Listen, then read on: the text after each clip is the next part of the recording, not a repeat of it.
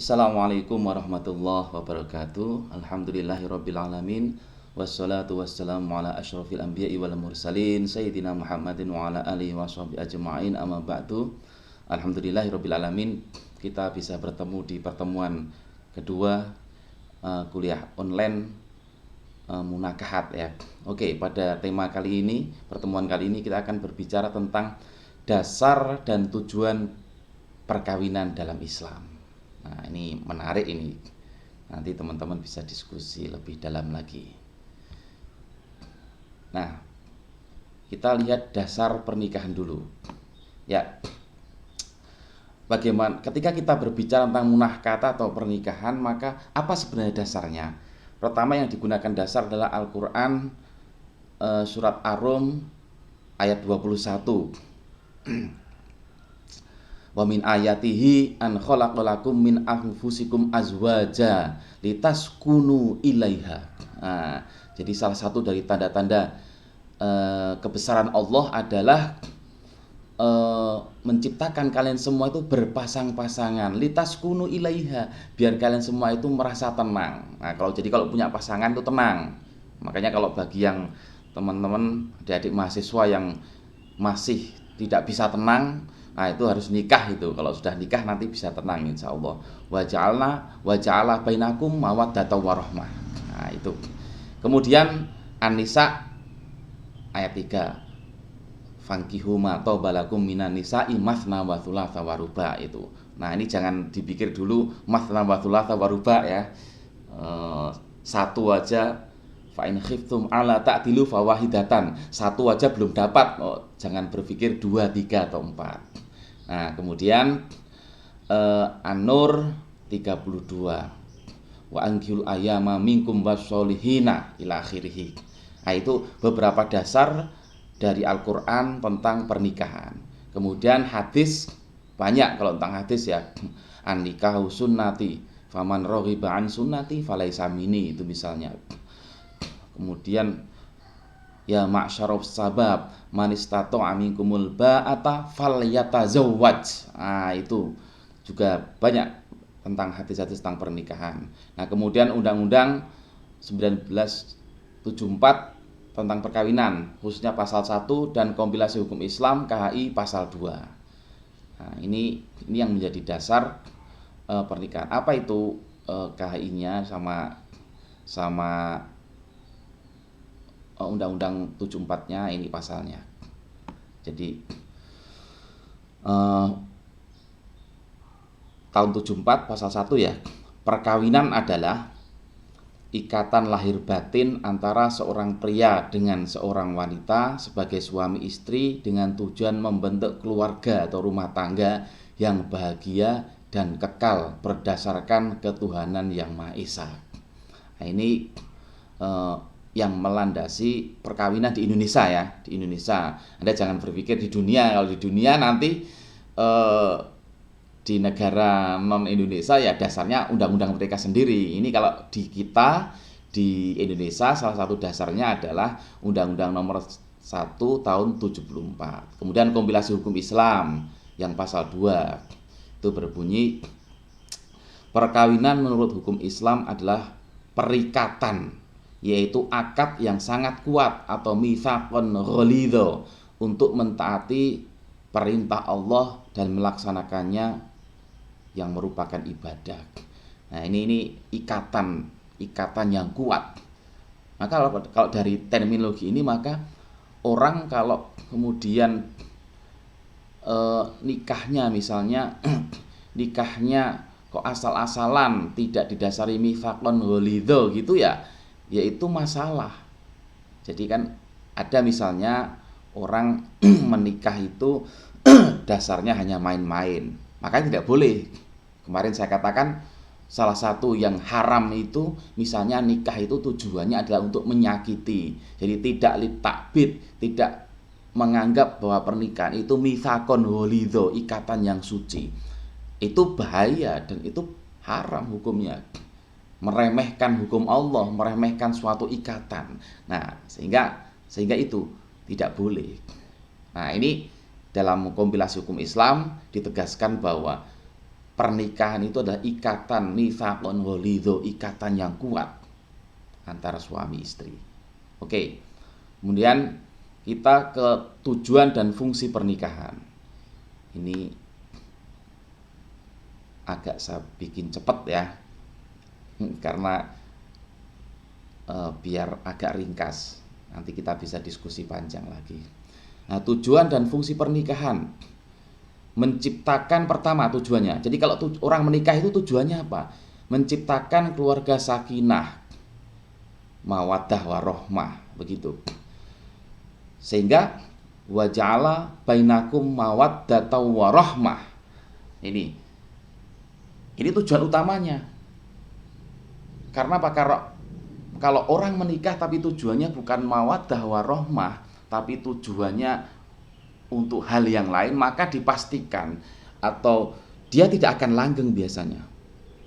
Kebanyakan. Tapi bisa jadi di tengah jalan muncul mawaddah warahmah, bisa jadi itu. Tapi itu dasarnya ada tujuannya adalah mawaddah warahmah, tujuan utamanya. Tapi mungkin enggak, Pak, ketika orang pertama kali menikah dia malah tidak ada mawaddah warahmah, bisa jadi. Tapi dalam prosesnya kemudian itu muncul. Maka orang-orang dulu itu cuman nggak ada pacaran kayak orang sekarang, kayak anak sekarang pacarannya setahun, pacarannya 2 tahun, bahkan sepanjang kuliah dari semester 1 sampai akhir semester 8 pacaran terus. Tapi ketika mau wisuda gak jadi, putus gitu, atau ikut wisuda tapi ketika mau nikah sama orang lain. Nah, itu ada banyak mahasiswa yang curhat begitu. Itu model sekarang, tapi orang dulu nggak pernah pacaran. Mereka cuman kenal, itu pun kenalnya dikenalkan oleh orang tuanya selama mungkin pertemuan sekali 2 kali langsung nikah. Nah, proses mawaddah warahmah, proses cinta itu muncul ketika dalam perkawinan. Terus mereka menikahnya dasarnya apa? Hanya sam'an wa ta'atan kepada orang tua. Jadi orang tuanya misalnya atau walinya mengatakan, menurut saya dia baik calon suamimu itu, menurut bapak baik, menurut ibu baik. Sudah, dia berdasarkan perintah itu aja, karena orang tuanya ridho, dia nikah. Nah, nanti proses cintanya muncul di sana. Proses cintanya muncul ketika dia itu sudah menikah, muncul mawaddah warahmah. Nah, itu tujuannya sebenarnya di situ. Jadi bisa jadi mawaddah warahmah itu muncul semenjak di awal, tapi bisa jadi dalam proses pernikahannya muncul. Jadi cinta dan kasih sayangnya itu muncul di sana. Nah, kemudian tujuan pernikahan yang kedua adalah menjaga pandangan dan menjaga kehormatan. Ini jelas. Fa'innahu, kata Rasulullah, fa'innahu aghadhu lil basor. Jadi menikah itu aghadhu lil basor. Dia akan menundukkan pandangan. Mengapa? Nah, coba Anda lah. Anda belum menikah ya. Kalau Anda sudah menikah nanti merasakan. Jadi kalau sudah menikah, kalau Anda belum menikah, ini sekarang ya, ini misalnya, sekarang Anda belum menikah, itu kan melihat yang bening-bening misalnya, itu Anda, wah ini kejar, cari informasi dan sebagainya, DM, di Japri dan sebagainya, misalnya begitu. Tapi kalau sudah menikah, aghadhulil basor, meskipun misalnya sudah menikah kemudian ada orang lain yang menarik itu, ya sudah, nggak kemudian ada follow up apa-apa, mencoba mencari informasi, kepo dan sebagainya, DM dan sebagainya, nggak ada. Dan juga mungkin melihat juga hanya sekilas gitu ya, sudah sekilas lihat, sudah itu aghadhulil basor betul gitu. Wah, tapi Anda nanti, wah Pak, ada teman saya sudah menikah, itu masih tetap cari-nyari gitu. Ya, itu nafsu namanya. Itu nafsu. Itu nafsu. Nah, itu juga menjaga kehormatan. Wa'afulil farji, dan juga dikatakan begitu sama kata Rasulullah. Dia akan menjaga pandangan dan juga menjaga kehormatan, menjaga farji dari berbuat fahsya ya, dari berbuat seperti itu. Nah, kemudian tujuan dan fungsi pernikahan yang ketiga adalah memperoleh keturunan. Nah, ini jelas fungsinya memperoleh keturunan. Kalau Anda menikah, maka tujuannya memperoleh keturunan. Ya untuk senang-senang juga, Pak. Iya, untuk senang-senang. Senang-senang itu kan menjaga pandangan dan menjaga farji kan gitu. Tapi fungsi yang ketiga, fungsi lainnya adalah untuk memperoleh keturunan. Karena waladin solihin yad'ulah itu kan tujuannya nanti itu. Ketika kita sudah tidak ada yang meneruskan perjuangan, meneruskan cita-cita itu dan juga mendoakan kita adalah waladin solihin yad'ulah. Itu intinya di situ. Jadi orang punya keturunan, punya anak, itu adalah waladin solihin yad'ulah. Kita didoakan ketika kita sudah tidak ada, kita selalu didoakan oleh anak kita. Maka idza matabnu adama in qata'a amaluhu illa min salatin. Jadi ketika anak Adam itu mati, maka putus semua amalnya kecuali 3 perkara.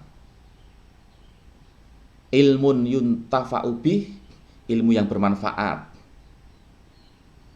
Waladin solihin, ilmun yuntafa'u bih, wa sodakotin jariyatin. Itu kan gitu.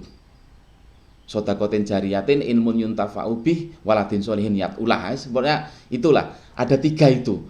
Jadi sedekah jariyah, ilmu yang bermanfaat, Anda ngajar ataupun Anda menularkan ilmunya, punya ilmu sedikit ditularkan kepada orang lain, dan waladin solihin yad'ulah, anak yang mendoakan kedua orang tuanya.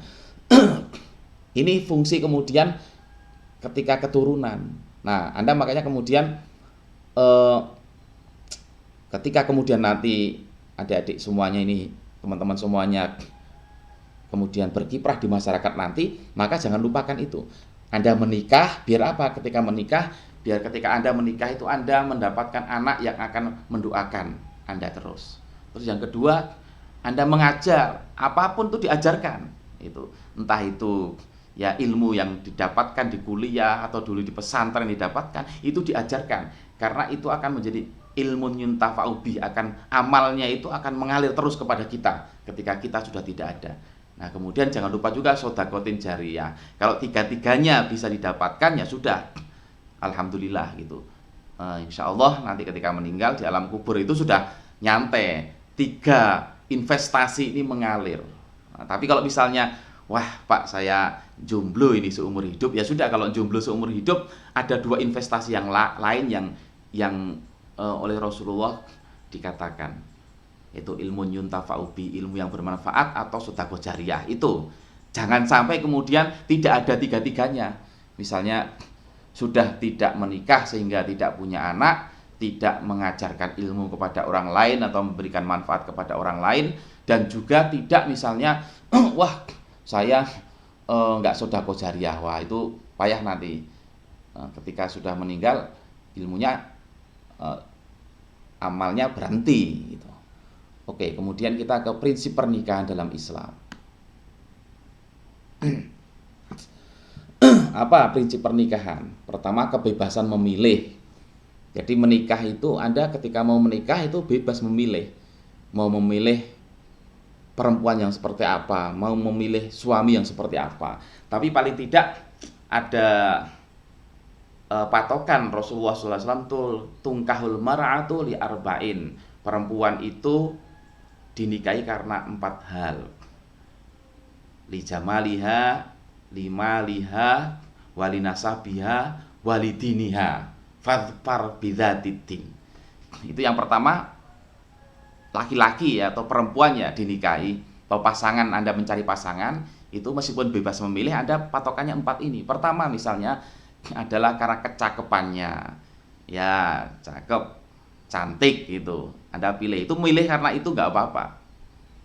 Itu karena itu nggak apa-apa. Tapi Anda tahu diri gitu. Nah, ini Anda nggak terlalu cakep, milihnya cari yang paling cantik se-Indonesia. Ya, Anda mau tapi dia nggak mau, itu masalahnya di situ. Jadi pilih tapi tahu diri. Terus kemudian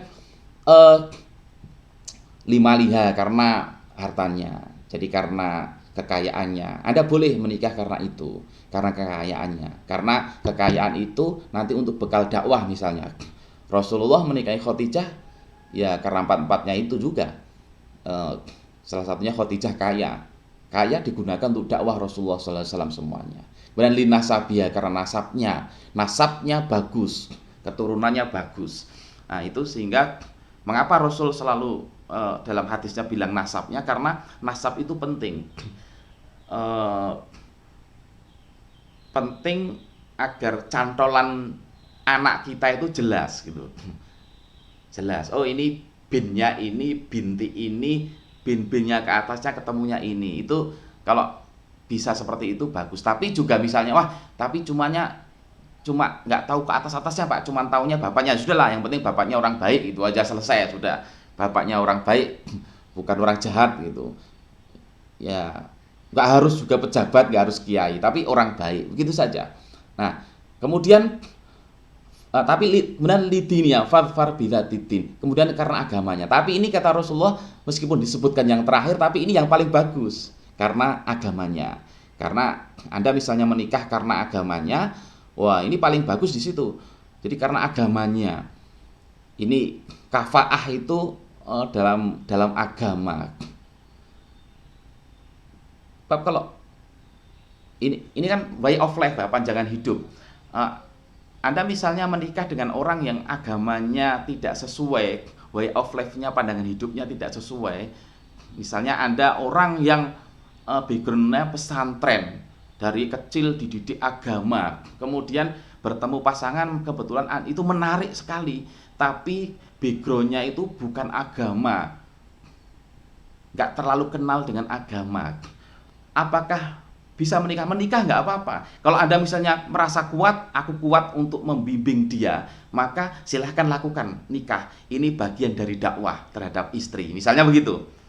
Tapi kalau Anda merasa, waduh ini berat kalau seperti ini, ya Anda cari yang agamanya bagus, yang memang sevisi misi dalam hidup Anda. Misalnya, sebab itu nanti akan sulit. Misalnya Anda backgroundnya agama kuat, kemudian Anda nanti berniat, saya akan membentuk yayasan, saya akan bikin pondok pesantren. Ketika sudah menikah nanti, sementara pasangannya ghiroh, semangat dakwah di sananya itu nggak punya, itu sebenarnya bisa juga nanti Anda dakwah Anda pertama kepada pasangan yang seperti itu. Tapi kalau Anda merasa kira-kira berat, ya cari yang memang sudah sesuai gitu. Nah, itu masing-masing kembali kepada kita, kemampuan kita, apakah kita mampu kira-kira mengendalikan, menyamakan visi itu atau tidak gitu. Oke, kemudian adalah mawaddah warahmah. Jadi wa ja'ala bainakum mawaddata warahmah. Prinsipnya adalah mawaddah itu cinta kasih, kemudian juga kasih sayang. Mawaddah cinta, rahmah itu kasih sayang. Apa bedanya ya? Saya kira Anda sudah tahu, sudah gede, sudah pernah merasakan cinta. Cinta seperti itu, kemudian ternyata nanti muncul sayang.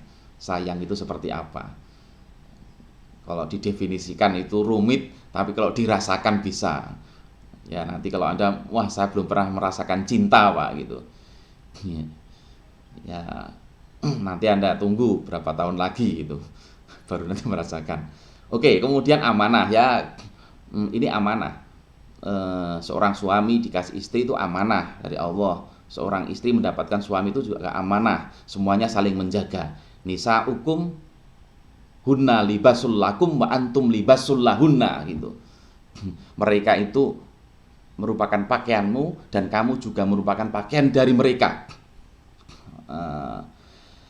Itu patokan. Jadi baju itu artinya mengcover, melindungi, menjaga, menutupi aib. Itu bagian dari amanah. Nah, kemudian muasyarah bil ma'ruf. Muasyarah bil ma'ruf itu artinya adalah pergauli dengan baik. Wa ashiruhunna bil ma'ruf. Jadi kalau kita punya istri misalnya, maka pergauli dengan baik gitu, dipergauli dengan baik. Jangan kemudian setelah menikah, wah disia-siakan. Jadi harus digauli dengan baik. Nah, terima kasih. Mungkin ini sementara ini pertemuan kita di pertemuan kedua ini. Jangan panjang-panjang, karena kalau dipanjang-panjang ini nguploadnya susah ini. Terima kasih. Nanti kalau ada yang tidak pas, ada yang perlu dipertanyakan, silahkan tanya, bisa di grup, di Japri, atau langsung nanti di link di bawahnya. Terima kasih, mudah-mudahan bermanfaat. Assalamualaikum warahmatullahi wabarakatuh.